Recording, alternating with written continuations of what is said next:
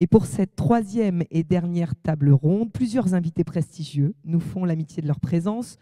Une table ronde que j'ai le plaisir de co-animer avec vous, Nicolas Sadoul, directeur de la Fondation du Camp des Milles, Mémoire et Éducation. Bonjour et bienvenue. Nous souhaitons évoquer, Nicolas, la réparation du tissu social qui se déchire dans nos démocraties. Et pour cela, nous avons convié des femmes et des hommes qui s'engagent concrètement sur le terrain, au niveau régional et national. Le but, contribuer à une société apaisée. Nous avons l'honneur d'accueillir Monder Abdelnader. Bonjour. Prenez un micro, je vous en prie. Bonjour à tous. Vous êtes représentant de l'association Les Voix de la Paix et directeur général du club du 21e siècle. C'est bien ça. Le père Alexis Leproux, bonjour. Bonjour. Vous êtes vicaire épiscopal, chargé des relations méditerranéennes pour le diocèse de Marseille, délégué épiscopal en relation avec le judaïsme. Merci beaucoup d'être avec nous sur le plateau de Radio JM. Nous avons la chance de compter parmi nos invités Brigitte Stora. Bonjour. Bonjour. Vous êtes représentante du mouvement Les Guerrières de la Paix, qui a été créé par votre fille, Anna Assouline. Ça y est, elle a tout dit maintenant. Elle a tout dit, voilà. Mais quand même, c'était important. Et enfin, Rachid Zeroual, bonjour. Alors vous n'avez pas droit de micro. On va peut-être donner un micro à Rachid Zeroual, parce qu'il n'a pas de micro. Voilà. Bon, vous allez le partager avec Monder. Vous êtes président des South Winners et vous nous faites l'honneur de votre présence. Merci à vous, vraiment. Merci beaucoup. Merci de m'avoir invité. Et je crois savoir que vous découvrez également ce lieu mémorial, ce site mémorial du Camp des Milles. C'est toujours bien d'organiser quelque chose ici, parce qu'il y a toujours des gens qui découvrent cette histoire si importante. Merci Laura pour cette présentation. Je vais commencer par Monder Abdelnader. Nous allons vous passer la parole dès maintenant parce que vous avez une interview dans quelques instants. Vous venez de Paris, vous avez fait le voyage pour participer à cette journée interculturelle et on vous remercie vraiment infiniment de votre présence. Je rappelle, comme l'évoquait Laurent en introduction, vous êtes représentant de l'association Les Voix de la Paix et du club du 21e siècle. À travers vos associations, quelles sont les actions concrètes que vous menez ici en France pour réunir ou du moins confronter les voix divergentes sans violence ni racisme? Les actions, c'est souvent un triptyque séculaire, sans cesse répété, c'est-à-dire, en premier, la capacité à aller à la rencontre de l'autre. Donc le dialogue citoyen, très en proximité sur les territoires. Et les Voix de la Paix, par exemple, travaillent beaucoup à cela, que ce soit dans les quartiers ou dans les villes ou dans les universités, mais aussi parfois en prison. Et le deuxième volet d'action, c'est un volet qui est plus de l'ordre du plaidoyer, de la mise en conscience et de la capacité à pouvoir interagir et écouter l'autre et lui permettre peut-être parfois de faire varier sa perception ou en tout cas d'expérimenter l'altérité parce qu'on sait que le lien social est menacé. Alain Chouraki l'a dit à plusieurs reprises et c'est très important pour nous de continuer sans cesse à faire œuvre de conversation entre les uns et les autres au-delà de nos différences, quelles qu'elles soient d'ailleurs. Et le troisième volet, c'est évidemment notre capacité à pouvoir œuvrer sur le champ de l'émotion, parce qu'il n'y a que ça qui compte quand les choses sont bloquées, et ça veut dire qu'on va passer par la culture. La culture, comme l'éducation, est un levier majeur de rapprochement des peuples, et l'universalisme prend vraiment toute sa dimension quand on travaille avec ce levier culturel. Et c'est aussi ce qu'on fait au Camp des Milles, ce que fait le Camp des Milles, pardon de m'y associer, mais je suis tellement attaché à ce lieu que, voilà, que je m'oublie, mais je trouve ça extrêmement essentiel que le Camp des Milles nous offre cette possibilité de dialoguer tous ensemble. Voilà pour les Voix de la Paix. Et si vous me permettez 2 mots sur ce qu'on lance au Club du 21e siècle, c'est un appel à tous. On lance une plateforme de mobilisation citoyenne et on se donne 3 ans jusqu'en 2027 pour faire bouger les lignes parce que notre pacte laïque et républicain d'intégration est menacé et que c'est déterminant aujourd'hui de travailler, de continuer à travailler sur une démocratie plus inclusive, toujours en ayant à l'esprit d'aller à la rencontre de l'autre sur les territoires, de surtout travailler avec eux, avec le monde associatif, avec le monde intellectuel et de la pensée, avec toutes les spiritualités et surtout, évidemment, avec le citoyen. Ça, c'est une plateforme qui va être déterminante, fondée sur une coalition d'actions, mais je pourrais vous en dire plus pour ceux qui s'y intéressent. Oui, tout à l'heure, on aura le temps. Le cœur du sujet de cette troisième table ronde étant réparé. Et je voudrais tout à l'heure, en préparant l'émission, vous avez évoqué un point que j'aimerais que vous évoquiez désormais, la notion d'interconvictionnalité, et notamment en lien avec une exposition que vous faites circuler et qui semble au cœur vraiment de la thématique d'aujourd'hui. Effectivement, les Voix de la paix, qui, je le rappelle pour ceux qui ne le savent pas, ont été créées par un garçon formidable, je l'appelle garçon, c'est le rabbin Yann Boissière, qui pense, et on est nombreux à partager avec lui cette conviction, qu'il faut que le champ de la spiritualité, du religieux, dialogue avec la société. Et quand il parle d'interconvictionnalité, il parle de cette capacité à relier le croyant et le non-croyant, les laïcs et ceux qui pensent dans la laïcité, et un peu ce qui a été rappelé tout à l'heure aussi dans la deuxième table ronde, c'est l'importance de la laïcité qui fonde notre pacte dans cette République, qui est déterminant pour le dialogue. C'est lui qui permet de nous dépasser dans nos différences et d'avoir une République apaisée. Et donc c'est un peu ça, cette interconvictionnalité, c'est-à-dire cette notion de dépasser l'interreligieux pour aller vers une pensée qui permet du recul aussi. Je ne dis pas que le religieux ne peut pas le permettre, mais je dis que certains sont à l'aise en dehors de la religion et il faut les intégrer à notre discours. Je vais donner la parole désormais à Brigitte Stora. N'hésitez pas à prendre le micro, je vais vous présenter brièvement. Vous êtes docteur en psychanalyse, essayiste, vous êtes autrice, on dit maintenant comme ça, autrice de l'antisémitisme, un meurtre intime, et vous représentez aujourd'hui le mouvement Les Guerrières de la Paix, ces femmes françaises qui portent la voix de Palestiniennes, d'Israéliennes, d'Iraniennes, de Syriennes et bien d'autres. Le mouvement Les Guerrières de la Paix était sur les bords de la mer Morte 2 jours avant l'attaque du 7 octobre l'an passé pour manifester pour la paix. De nombreuses militantes ont d'ailleurs été tuées dans les kibboutz du sud du pays, au plus grand désespoir de leurs amies palestiniennes. Brigitte Stora, en quoi les femmes peuvent-elles aider au processus de paix et plus spécifiquement à la réparation entre les peuples? Alors, je ne sais pas en fait si les femmes sont vraiment plus à même, parce que je vais vous dire, je me méfie de tout essentialisme. Et il y a des femmes, franchement, entre Marine Le Pen, Madame Thatcher, bon, on ne va pas faire la liste, mais je ne crois pas qu'il y ait une essence féminine particulièrement plus douce ou plus... Par contre, il y a des conditions, évidemment, historiques, économiques, sociales, qui ont fait que les femmes ont un autre rapport au concret. Au concret, c'est-à-dire à organiser la vie. Et de ce point de vue, oui, je pense, et c'est pour ça qu'on a mis beaucoup en valeur les voix de Women Wage Peace, ce groupe de femmes israéliennes, arabes et juives qui se battent concrètement, pas pour un slogan comme ça, mais pour que les gens retournent autour d'une table de négociation. Bon, ça, c'était avant la guerre, avant le 7 octobre. Nous, les Guerrières de la Paix, voilà, on est un petit groupe récent qui s'est créé en 2022, qui était déjà à la suite des tensions qui existaient en France. Alors moi, je ne parle pas de l'importation du conflit parce que je n'y crois pas. Tout simplement parce qu'il n'y a pas d'importation d'un conflit, il y a un prétexte qu'on trouve pour pouvoir exprimer sa haine. La haine antisémite, en tout premier lieu, la haine raciste aussi. Et on se sert en réalité de ce qui se passe là-bas comme d'une projection de fantasmes. C'est donc de ça qu'il s'agit.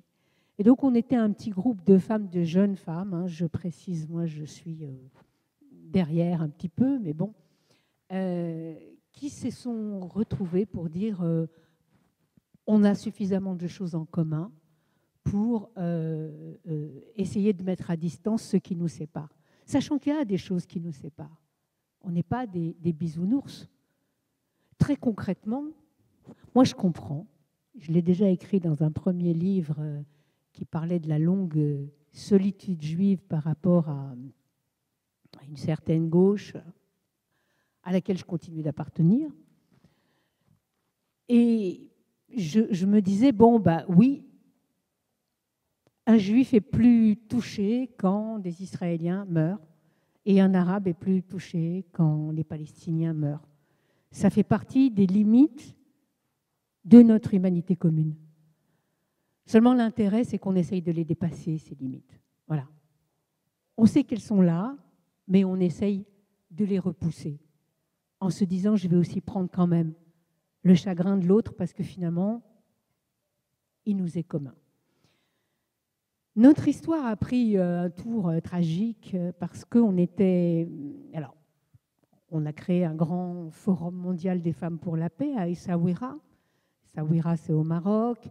Il y avait quelque chose un peu de symbolique parce que c'est un des seuls pays arabes qui fait un vrai travail de mémoire par rapport à sa composante juive jusqu'à l'avoir inscrit dans sa constitution. Et là, on a réuni des femmes de partout, des Russes, des Ukrainiennes, des Syriennes, des Iraniennes, bon, à côté comme ça, assez formidable. Et les Israéliennes et les Palestiniennes qui étaient là nous ont dit, on va faire une grande marche pour la paix le 4 octobre prochain. Donc on a dit, OK, on prend la délégation et on va vous soutenir.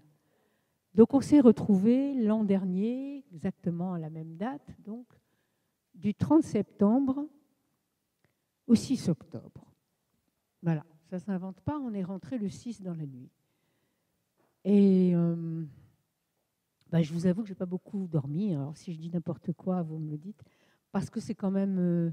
on a passé 6 jours dans les kibboutz du Sud, à la rencontre de gens, d'hommes et de femmes absolument extraordinaires, de gens qui se battent vraiment pour la paix, contre l'occupation des territoires, pour la reconnaissance mutuelle, en sachant la seule chose qu'il faut savoir là-bas, c'est qu'il y a 2 peuples, 2 légitimités, et que personne ne va partir. Et que tous ceux qui pensent qu'on va en finir une fois pour toutes avec l'autre sont non seulement des salauds, mais en plus des assassins. Et donc on est rentré, la tête pleine d'espoir, de rencontres comme ça magiques. Et le lendemain, c'était le 7 octobre.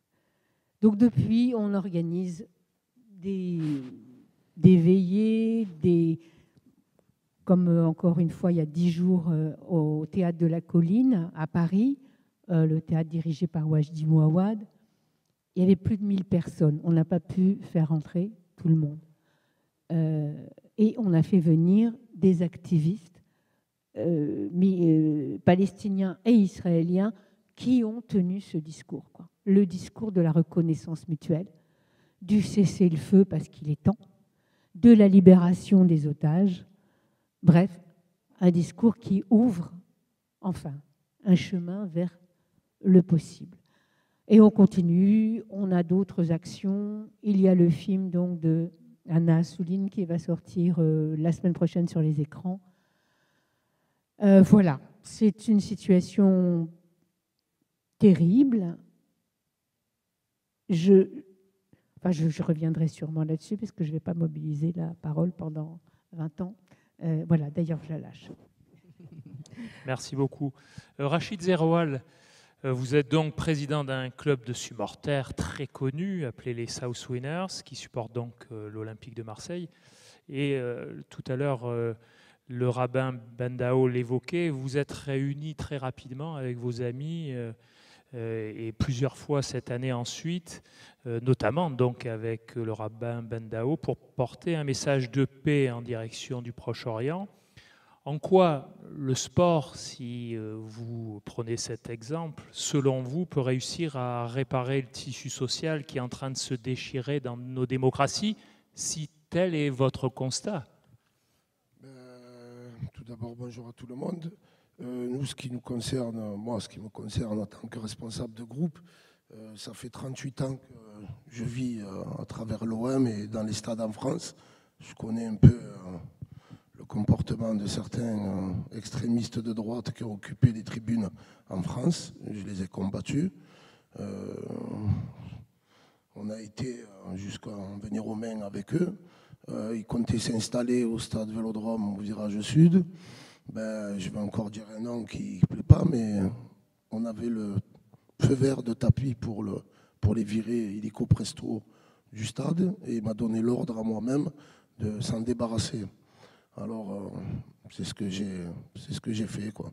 J'ai pas trop eu le choix, parce que voir dans notre tribune à Marseille, une ville cosmopolite qui a été quand même créée par des immigrés grecs, de voir des croix celtiques, des croix gammées sur des polos Fred Perry ou du Lacoste avec des bretelles bleu, blanc, rouge et des Doc Martens avec lacets blancs pour la pureté.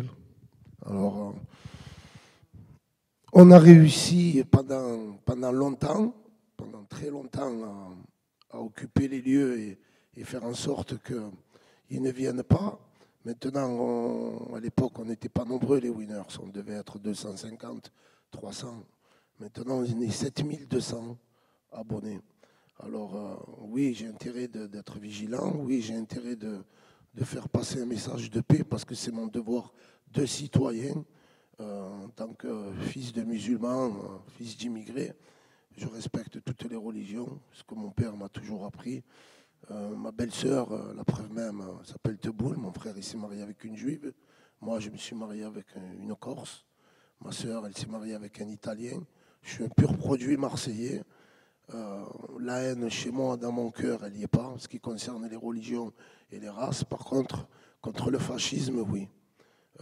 Je combattrai toute ma vie contre ça. Et c'est la directive et la direction qu'on a donnée à notre groupe et aux jeunes de chez nous pour s'unir et d'être respectueux des uns des autres dans notre tribune pour pouvoir s'émanciper et faire des belles choses et montrer des belles valeurs, comme quand on a reçu le pape au Vélodrome, quand on a reçu aussi la flamme des Jeux Olympiques à Marseille. On était tous mélangés. Il n'y avait pas de juifs, d'arabes ou de musulmans ou de chrétiens. On était tous unis. On a collaboré avec le curé de Notre-Dame, voilà, avec le diocèse pour le pape. J'ai mené avec les capots du groupe nos troupes et on a su y faire. Hein. On travaille aussi bien avec le Protis Club. C'est une association qu'on a créée pour amener les jeunes dans des classes de prépa pour atteindre HEC et tout. On travaille avec le général Laval à ce sujet. Voilà. Il nous aide aussi. On travaille là, on va travailler avec l'amiral des marins-pompiers dans ce sens-là aussi. On essaye d'entraider, de participer à la cité phocéenne. Ce que moi, je veux faire passer comme message, c'est que ce qui se passe dans les autres villes en réaction à ces guerres qui se passent dans le monde, ce que je veux que Marseille reste le fer de lance de l'exemple, tout simplement. Et je veux qu'on reste humain entre nous et je ferai tout pour que ça se passe comme ça dans ma ville. On va citer aussi l'imam Raji, qui s'est associé d'ailleurs à l'initiative que vous avez tenue avec le Rav Chaim Bendao l'année dernière à Notre-Dame-de-la-Garde. Oui, au pied de la Bonne Mère, oui, on a réuni les trois religions pour faire passer ce message-là. Moi, mon docteur, il s'appelait Parenti. Hein. C'était notre docteur de famille, je sais pas.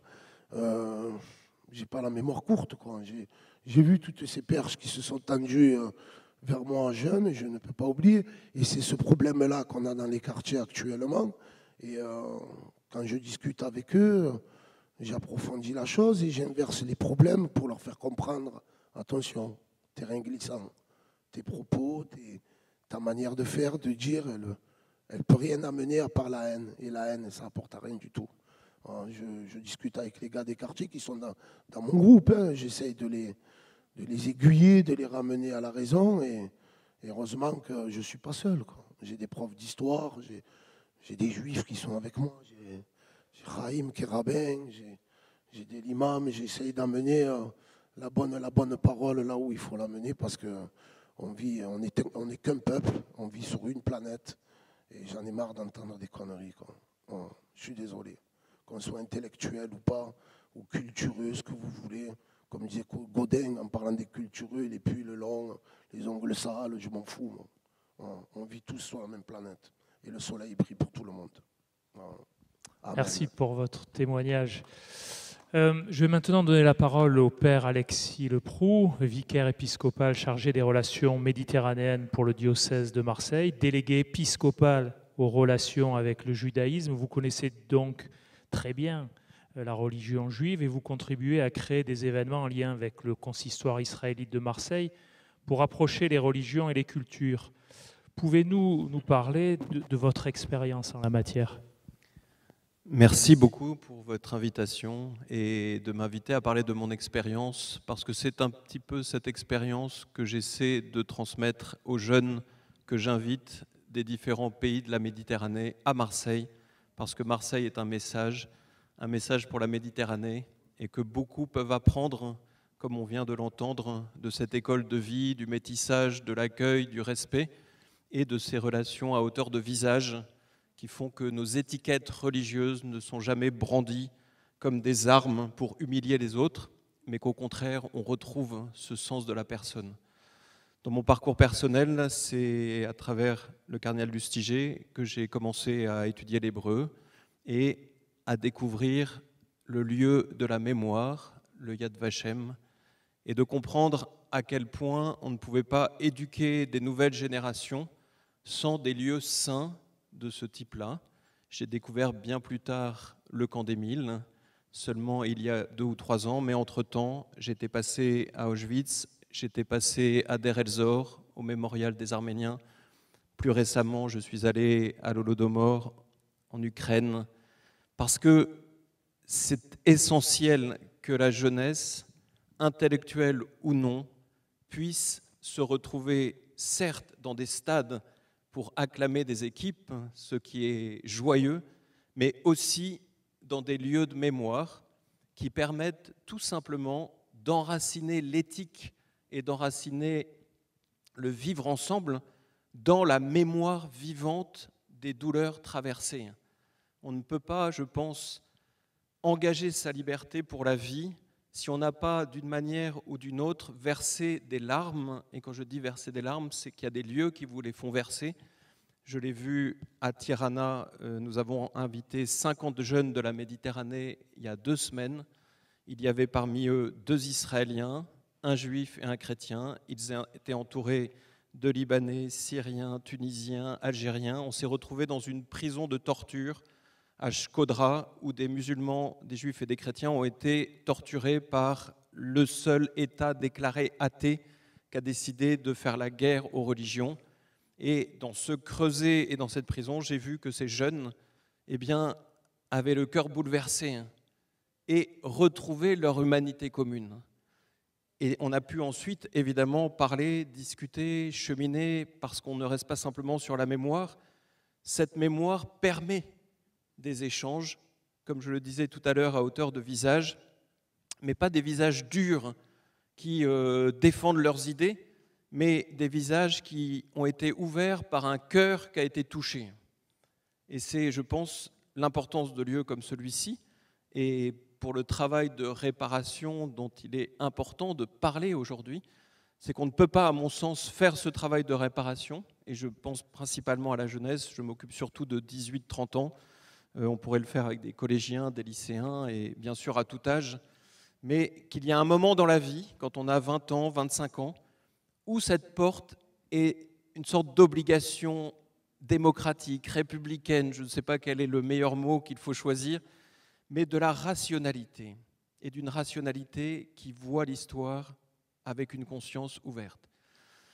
C'est pour cela que ces rencontres méditerranéennes que nous accompagnons, elles passent nécessairement par un jour de mémoire, et lorsqu'ils sont venus à Marseille, on est venu ici, et quel que soit le lieu où l'on va, on essaie de passer par cette porte de la mémoire. Puis, évidemment, du dialogue pour guérir les pathologies des religions par la rationalité et apporter à la rationalité une certaine santé aussi par la vitalité des religions, et de travailler en permanence sur ce dialogue intime entre raison universelle, qui nous permet de vivre ensemble, et itinéraire de foi très personnel et communautaire, qui fait la richesse de notre monde. Nous avons tous un visage différent, et nos traditions religieuses montrent la créativité des êtres humains, de Dieu lui-même, je pense aussi, et de pouvoir travailler comme ça dans ce dialogue entre universalité rationnelle et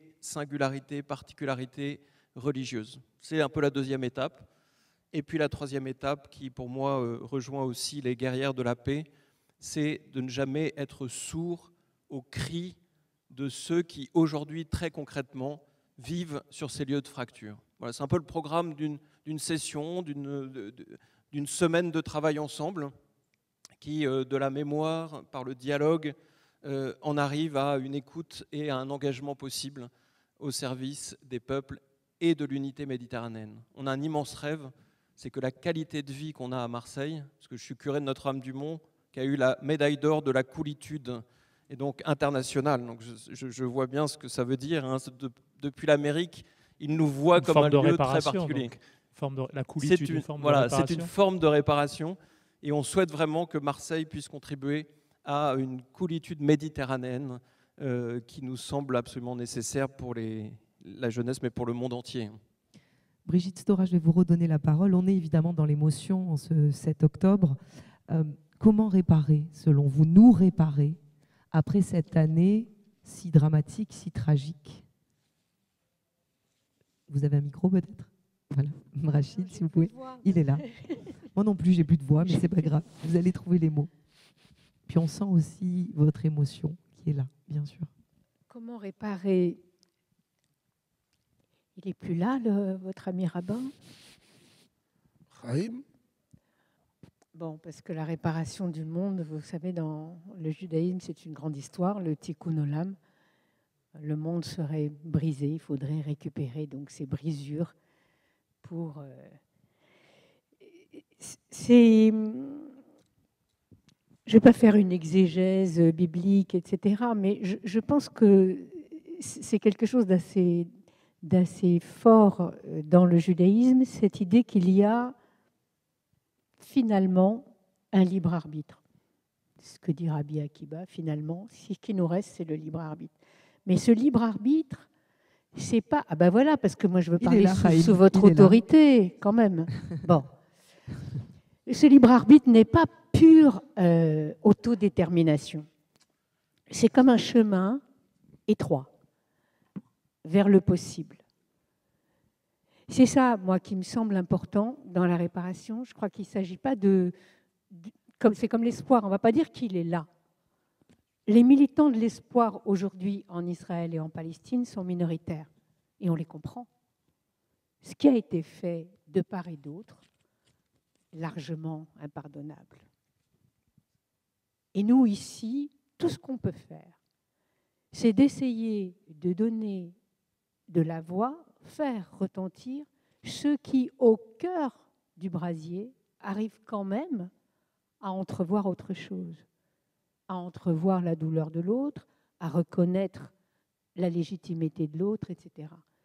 C'est-à-dire que c'est vraiment un chemin étroit, difficile, qui nous fait passer d'ailleurs à chaque fois pour des traîtres, pour ceux qui ne sont pas capables de bien reconnaître la douleur des siens.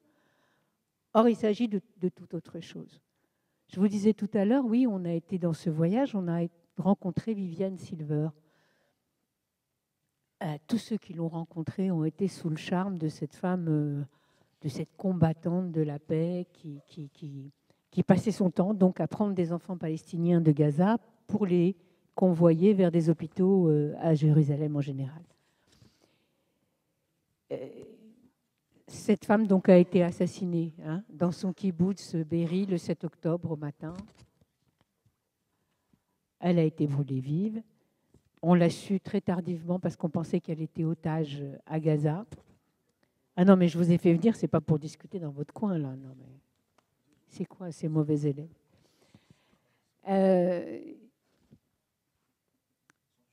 On l'a su. Attendez, je suis toute seule, il faut bien que je me défende. Exactement. Je ne sais pas si vous voyez, mais la parité, ici, il y a un petit sujet. Hein. On y reviendra. Donc, voilà.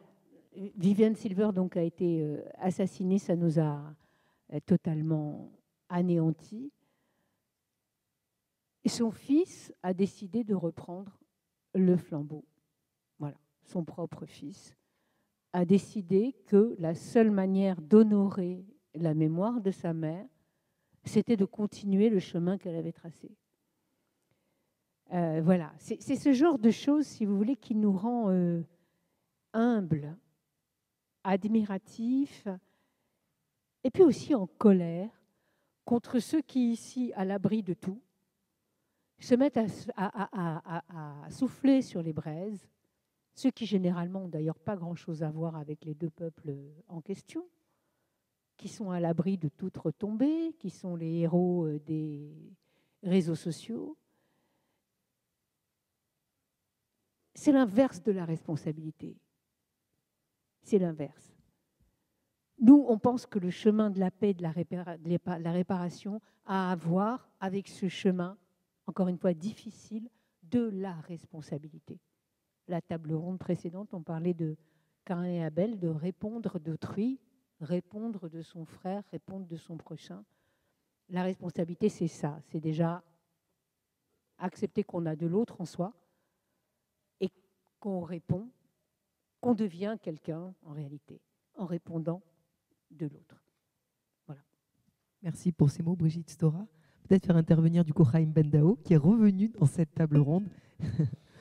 Oui, peut-être nous dire, parce qu'on voit votre complicité, vous l'avez évoqué tout à l'heure dans la table ronde précédente. Est-ce que vous pouvez nous dire peut-être concrètement, après le 7 octobre, notamment chez les South Winners, si vous avez remarqué, puisque vous vous êtes senti l'ardente obligation d'intervenir auprès de vos adhérents, des supporters, qu'est-ce que vous avez senti de particulier et comment vous êtes intervenu? Alors on voit la multiplicité de vos actions, dans l'accompagnement des publics, dans la création d'associations. On va nous donner, dans cette table ronde réparée, voilà, bon, on peut peut-être commencer par M. Zeroual et ensuite... Tu peux me tenir le micro? Voilà, est-ce que vous nous donnez des exemples? Vous avez placé le cas tout à l'heure, vous nous avez dit... En fait, c'est à la maison. Moi, j'étais attablé. Et je pense que je ne suis pas le seul à avoir vécu ça. Comme tu disais si bien, je ne suis ni palestinien, ni israélien, moi. Je suis un musulman, marseillais, fils de musulman, parce que je ne suis même pas pratiquant, je suis désolé. C'est le regard de mes enfants, parce qu'ils savent que moi, je suis plus un humanitaire que... Non, je cherche toujours à donner le bon exemple à mes enfants. Et quand aux informations... on voit toutes ces violences qu'on peut voir, même à travers les réseaux. Et ils peuvent se faire leur idée quand je ne suis pas là. Ils peuvent devenir ce qu'on ne sait pas quand on n'est pas là. Mais attabler avec vos propres enfants, en train de regarder les infos, ils avaient le regard hagard, quoi. Ils étaient perdus. J'ai senti qu'ils voulaient s'exprimer, mais ils ne savaient pas comment entamer le sujet avec moi. C'est moi qui ai été obligé de rentrer... dans la discussion avec eux et leur expliquer où c'est déjà la Palestine, Israël, parce que géographiquement, il y en a plein qui amènent essayent d'amener leur pierre à l'édifice pour faire du buzz, mais ils ne savent même pas la carte du monde, comment elle est constituée. C'est là où j'ai senti moi-même qu'il y avait un gros malaise entre moi et mes enfants, parce qu'ils n'osaient pas s'exprimer, me dire leur ressenti. J'ai été obligé de prendre le taureau par les cornes et leur expliquer un peu. Et après, j'étais pas né, moi. J'étais pas de cette époque quand on a donné le terrain aux Israéliens, qu'on leur a dit faites votre pays ici. J'étais même pas, j'étais pas là, moi, je suis désolé. Je peux pas m'impliquer réellement dans ça politiquement. Et heureusement que je connaissais Chaim et que on a des amis en commun et qu'on se connaissait et qui passaient au local. En discutant ensemble, on a trouvé la solution de vite agir avant que les gens se fassent de fausses idées, qu'on les manipule au travers des réseaux. Et j'ai vu l'agressivité des mots des uns et des autres. sur les juifs, sur les musulmans, sur les chrétiens. C'est parti. Je voyais que ça partait en sucette. Moi-même, j'y suis sur les réseaux. Je n'osais même pas donner mon avis. Parce que même si vous étiez un homme de paix dans les réseaux, vous étiez diabolisé en l'espace de 2 secondes. Et ils pouvaient vous signaler vos comptes. Et c'était fini, on vous enlevait la parole. Hein. C'était grave. Quoi. À ce moment-là, je connaissais le curé, je connaissais Rabbin. Je me suis dit, qu'est-ce qu'on fait là? On a fait des réunions locales, on s'est réunis et il va vous expliquer. Trop fort. Quelle transition. Moi, je voulais raconter une anecdote. Il faut savoir que Rachid, moi, les réseaux sociaux, j'ai pas. Lui, il y est. Des fois, je vais sur son compte. Je ne sais pas comment il fait pour dormir la nuit, avec le nombre de gens qui, avec les commentaires. Il fait vrai, il fait vous. Vous avez enlevé les drapeaux, donc on ne vous entend pas, c'est pour ça. On ne vous entend pas, Attendez, monsieur attendez. Zerol. Prenez... parler à la Voilà. base. Non, Raïm va expliquer. Donc vous avez le message coexister du coup sur les réseaux sociaux, c'est ce que vous expliquiez. Revenez à votre anecdote du coup, Alors, Raïm. j'étais au match OM Lyon, d'ailleurs qui n'a pas eu lieu. On avait fait des belles banderoles, des tifos. Bon, c'est pas grave, tout est pour le bien. Il y avait un jeune parmi les winners qui avait un drapeau de la Palestine gigantesque. Et puis lui aussi, il était gigantesque. Je me suis dit, Raïm, faut me attaquer autrement que frontal, clairement. Moi, j'avais mon drapeau de la paix, j'étais avec l'imam. Et il était, le visage était grimé, donc je ne pouvais pas voir qui c'était. J'ai suivi, j'ai pisté, jusqu'à que je voie qui c'est. Il faut aller au fond des choses. Premièrement, il faut apprendre à nos jeunes, à nos moins jeunes, à nuancer les choses. Ce n'est pas parce que dans les winners, il y a 3-4 drapeaux de la Palestine que tous les winners sont pro-palestiniens, premièrement. Excusez-moi, mais c'est très important. C'est le discours que j'ai à la maison avec mes enfants et dans ma communauté. Et ce n'est pas parce que quelqu'un il a un drapeau de la Palestine qu'il est antisémite. Il faut savoir naviguer. Ce jeune, je l'ai pisté jusqu'à que je le retrouve au local. Je m'assois avec lui, sans lui dire que je sais qui c'est. J'ai discuté avec lui pendant 1 heure. On a reçu ensemble les supporters israéliens. D'ailleurs, j'ai reçu un maillot qui est collector à la synagogue. Enfin, je l'ai pris, tu voulais le garder. Bon, ça, c'est pas grave. Et à un moment, j'ai parlé avec ce jeune. Il a été capable de me dire, il avait le bracelet électronique, donc il sortait de galère. En vrai, ce drapeau, c'était simplement une accroche ou une haine à quelque chose qu'il a trouvé rapidement. Il faut creuser ce genre de personnage. Il ne faut pas s'arrêter à l'image première. C'est important, très très important. Voilà, ça c'est quelque chose que j'ai vécu chez les winners. Et après, on a fait la fête ensemble. Et ça s'est super bien passé. Aujourd'hui, il est supporter des winners. Il ne porte plus le drapeau palestinien. Voilà, c'est concret, c'est concret. Voilà. Surtout apprendre à nos enfants, à nos jeunes, à nos moins jeunes, à nuancer une information, à la décortiquer et à prendre le temps de savoir est-ce qu'elle est vraie ou elle est fausse. C'est ce que Rachid fait au sein des winners. J'étais là le jour où il a sorti la carte du monde et il a dit elle est où la Palestine? Et il n'y en a aucun qui a su. C'est courageux de sa part de le faire. À part ça, je me suis vu voir Rachid un jour chez les winners, regarder un jeune de loin qui avait mis un propos antisémite sur Facebook. Il lui a juste fait ça avec la main. Le lendemain, il n'y avait plus de propos. Des gens comme ça, c'est hyper important dans nos quartiers. Et il le fait avec sincérité. Bon, il faut des fois verser de l'argent. Enfin bref, ça. C'est du concret, effectivement, Raïm Bendao. On va finir cette dernière table ronde avec le père Alexis Leproux, Mander qui est revenu, du coup, de votre plateau France 3. Quels sont tous les deux le message que vous souhaitez donner aux spectateurs, aux auditeurs de Radio JM qui nous écoutent, un message d'espoir, un message de paix, un an après ces massacres du 7 octobre, un an après cette guerre qui n'en finit pas, un an après ce terrorisme qui nous frappe aussi ici en France. Qu'est-ce que vous avez envie de délivrer comme message, tous les deux? C'est une question très difficile, mais je commencerai par dire que quelques jours après le 7 octobre, Dvir, israélien juif, qui vient du Negev et qui était à Marseille, et une jeune Palestinienne de Bethléem, qui était aussi à la rencontre, ont immédiatement, ensemble, réagi pour montrer que, quelles que soient les tragédies et les violences, on ne doit jamais renoncer à se rencontrer, à se parler et à garder le lien. Et c'est ce que j'essaie de faire envers et contre tout, de solliciter des moments de rencontre pour qu'on puisse toujours se tendre la main et reprendre la route. Monder Abdelnader, un mot pour conclure. Merci. Je vais insister sur quelque chose qui peut nous amener à tous de l'espoir, c'est les générations futures. Parce que c'est elles, aujourd'hui, qui vont construire leur monde, le monde de demain, et nous ne sommes que des passeurs. Et c'est ça qui donne la foi, c'est ça la lumière dans l'obscurité.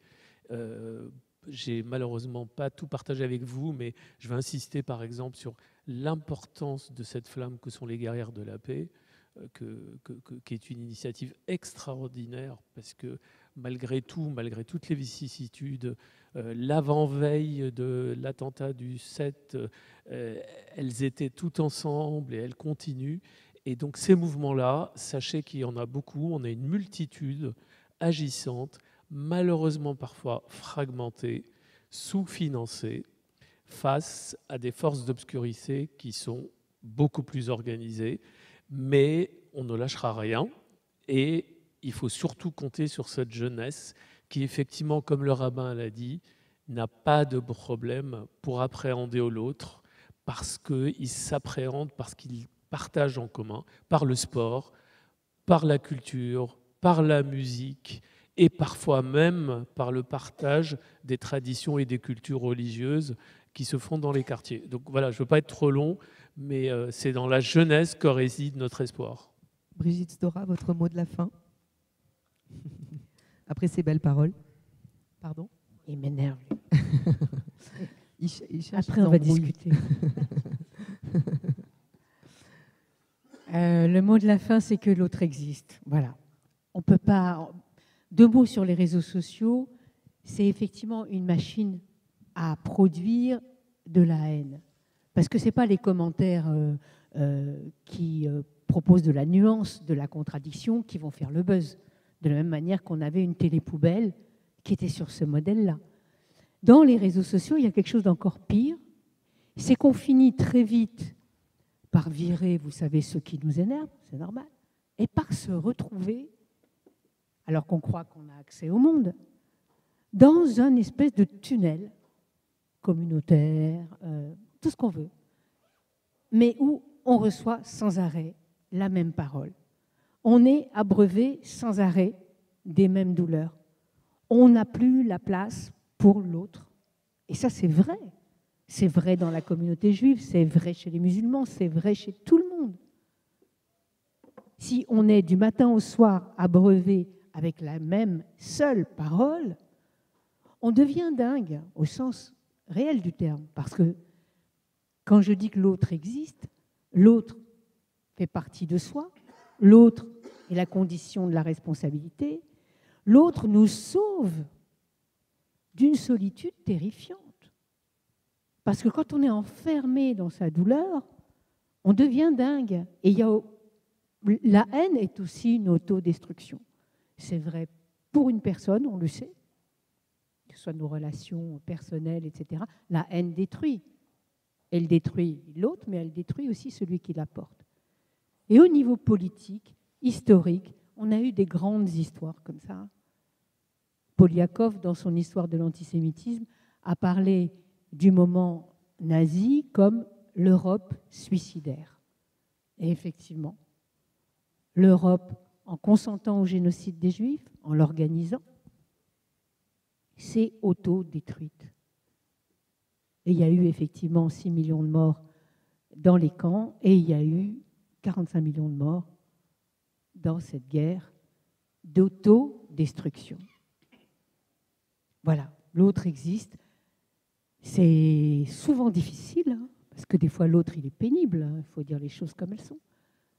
Mais il est là et il fait partie de notre responsabilité par rapport au monde. Voilà. Rachid Zeroual, Haïm Bendao, le mot de la fin, le message que vous souhaitez diffuser pour finir cette belle matinée de rencontres, de diversité autour de cette mémoire, de cette fraternité et de cette réparation. Je sais que ça va être difficile pour les deux peuples déjà, à tout reconstruire, à trouver des raisons pour se pardonner. Je ne sais pas si c'est trop tard ou c'est... On ne sait pas, l'avenir il nous le dira. On ne peut pas se projeter et inventer au travers ce qu'on peut penser, même tous ici unis. Je leur souhaite que la paix, déjà, elle leur envoûte le cœur et le cerveau pour qu'ils puissent s'asseoir autour d'une table et dire stop, chacun, les uns et les autres, et se pardonner pour construire un monde meilleur. Amen.